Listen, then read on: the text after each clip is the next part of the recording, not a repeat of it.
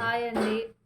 ఈరోజు మేము రేగి వడియాలు చేసుకుంటున్నాము. వీటిని బాగా క్లీన్ చేసుకోవాలి. ఇలా అంతా క్లీన్ చేసుకొని పురుగులు ఏమైనా ఉన్నాయేమో చూసుకోవాలి. ఇలా చూసుకొని పురుగులు ఏమైనా ఉన్నాయేమో చూసుకోవాలి. ఇలా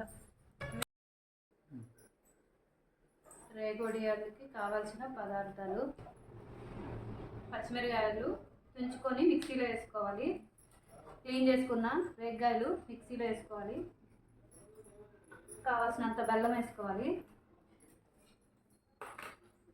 సరిపడంత ఉప్పు, జీలకర్ర, సరిపడంత జీలకర్ర వేసుకొని మిక్సీ పట్టుకోవాలి.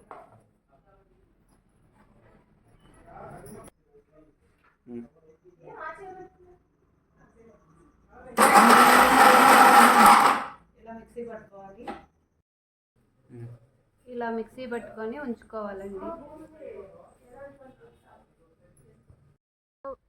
మిక్సీలో పట్టిన రేగిపళ్ళని వడియాల్లాగా ఇలా కవర్ మీద కానీ క్లాత్ మీద, ఏదైనా క్లాత్ మీద కానీ ఇట్లా వడియాల్లాగా పెట్టుకోవాలండి.